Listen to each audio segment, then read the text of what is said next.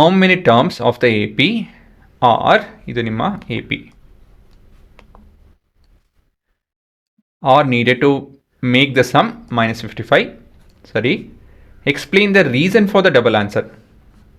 Double answer ಅದೇನು ಅಂತ ಹೇಳಿ ಉತ್ತರ ಬಂದಾದ್ಮೇಲೆ ನಿಮ್ಗೆ ಗೊತ್ತಾಗುತ್ತೆ. ಮೊದಲನೇದಾಗಿ ಎನ್ ಕಂಡುಹಿಡಿಯೋಣ. -15 -13 -11 dot dot dot. S N is -55.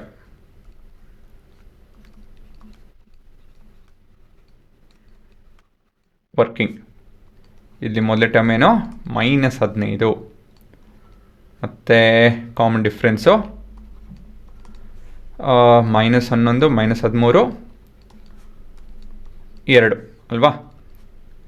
ಇವಾಗ ಏನಿದ್ರು ಎಸ್ ಎನ್ ಉಪಯೋಗಿಸ್ಬೇಕು. S N is equal to n/2 into 2a plus n-1 into D. -55 is equal to n/2 into 2 times of -15 plus n-1 into 2 ಕಟ್ಟಾಗುತ್ತೆ. ಏನಕ್ಕೆ? ಇದೊಂದು term, ಇದು ಮತ್ತೊಂದು term. ನಾನು distributive property ಉಪಯೋಗಿಸಿ ಇದು ಮಾಡ್ತಾ ಇದ್ದೀನಿ.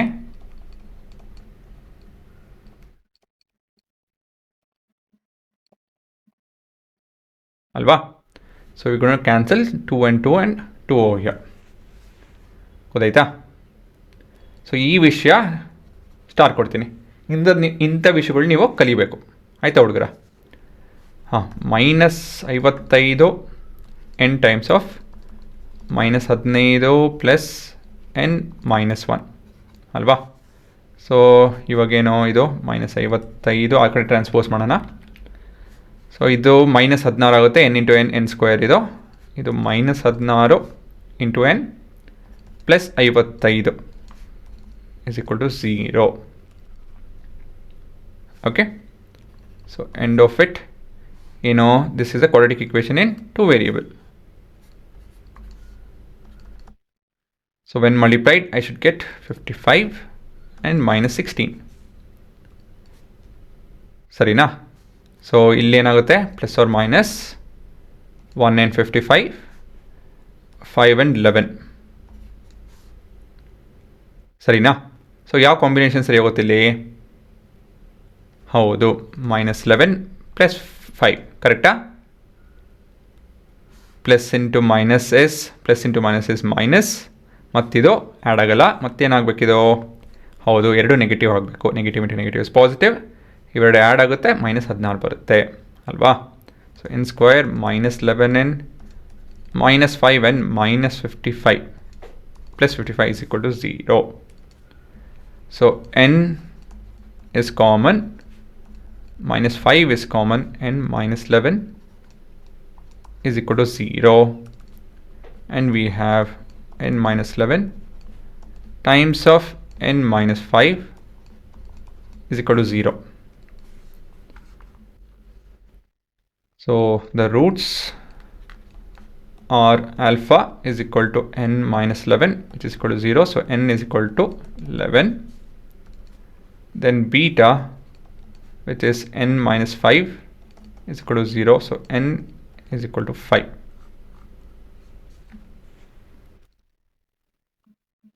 Therefore the number of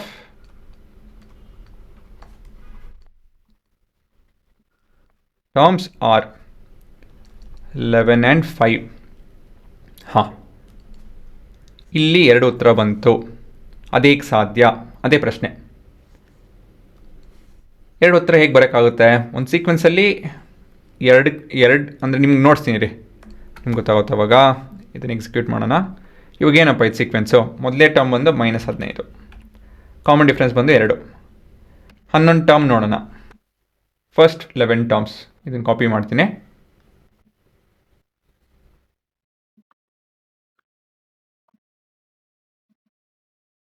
paste ಮಾಡಿ ನಿಮ್ಗೆ ಎಕ್ಸ್ಪ್ಲೈನ್ ಮಾಡ್ತೀನಿ ಇವಾಗ.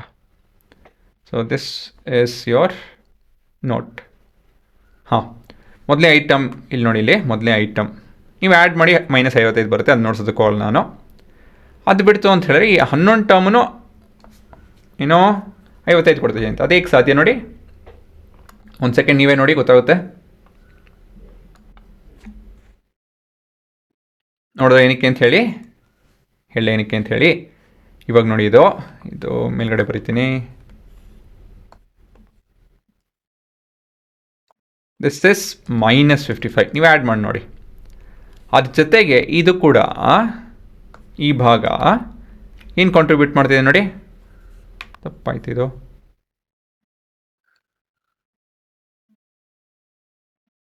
ಈ ಭಾಗ ಏನು ಕಾಂಟ್ರಿಬ್ಯೂಟ್ ಮಾಡ್ತಿದೆ ನೋಡಿ, ಸಮ್ಗೆ ಏನು ಕಾಂಟ್ರಿಬ್ಯೂಟ್ ಮಾಡ್ತಾ ಇದೆ? 0. 5ಕ್ಕೆ -5 ಇದೆ, -3ಗೆ 3 ಇದೆ, -1ಗೆ 1 ಇದೆ. ಸೊ ಪ್ರತಿಯೊಂದು ನಂಬರ್ಗೂ there is a additive inverse of each other ಅಲ್ವಾ. -5 + 5 is 0, -3 + 3 is 0, -1 + 1 is 0. ಇದೆಲ್ಲ 0 ಆ್ಯಡ್ ಆಗ್ತಾ ಇದೆ. ಹಾಗಾಗಿ ಮಿಕ್ಕಿದ್ದೇನಂತ ಹೇಳಿದ್ರೆ -55 ಅಲ್ವಾ. ಸೊ ಇದು 55 ಇದೆ. ಈ ಭಾಗ ಕೂಡ ಏನು ಕಾಂಟ್ರಿಬ್ಯೂಟ್ ಮಾಡ್ತಿಲ್ಲ. ಹಾಗಾಗಿ ಏನಾಯಿತು, ನಿಮ್ಮ ಕೊನೆಯ ಉತ್ತರ 55 ಬರುತ್ತೆ. So the additive inverse is contributing to 0 ಅಂತ ಹೇಳಿ ಬೇಸಿಕಲಿ. ಸೊ ಅಡಿಟಿವ್ ಇನ್ವರ್ಸ್ ಅಂತ ಹೇಳಿದ್ರೆ ಮತ್ತೆ ಸತಿ ಹೇಳ್ತೀನಿ ನೋಡಿ, -5 + 5 they are additive inverse of each other. ಏನಕ್ಕೆ ಅಂತ ಹೇಳಿದ್ರೆ ದೇ ಆ್ಯಡ್ ಅಪ್ ಟು 0 ಅಂತ ಹೇಳಿ. ಒಂದು 436 ಮತ್ತು 436 ಅಲ್ವಾ. ಇದರಲ್ಲಿ ನೆಗೆಟಿವ್, ಒಂದು ನೆಗೆಟಿವ್ ಒಂದು ಪಾಸಿಟಿವ್ ಇತ್ತು ಅಂತ ಹೇಳಿದ್ರೆ, ಒಂದೇ ಮ್ಯಾಗ್ನಿಟ್ಯೂಡ್ ಇತ್ತು ಅಂತ ಹೇಳಿದ್ರೆ ಏನಾಗುತ್ತಿದೋ 0. ಸೊ ಈ ರೀತಿಯಲ್ಲಿ ನಾವು ಪ್ರತಿಯೊಂದು ಟರ್ಮ್ಗೂ there is a counterpart. ಹಾಗಾಗಿ ಯು ಗೆಟ್ 2 ಆನ್ಸರ್ಸ್, ಸರಿನಾ. ಸೊ ಇಲ್ಲಿ ನಾವು ಇವಾಗ ದ ರೀಸನ್ ಫಾರ್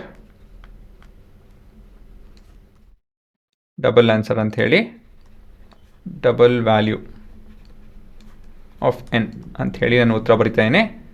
ನೀವು ಇಷ್ಟೊಂದು ಹೆಡ್ಡಿಂಗಲ್ಲಿ ಬೇಕಾಗಿಲ್ಲ ಎಕ್ಸಾಮ್ ಟೈಮಲ್ಲಿ, ಬಟ್ ಓದಬೇಕಾದ್ರೆ ನಿಮ್ಗೆ ಅರ್ಥ ಮಾಡ್ಕೊಳೋದಕ್ಕೆ ಇದು ಬೇಕಿದು. ಸೊ A6ಇಂದ 5thವರೆಗೂ 55 ಆ್ಯಡ್ ಆಗ್ತಿದೆ. 6th-ಇಂದ 11th ಟರ್ಮ್ವರೆಗೂ for every number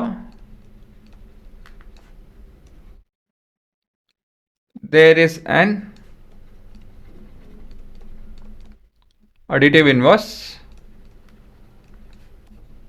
for that number alva. Thus this sequence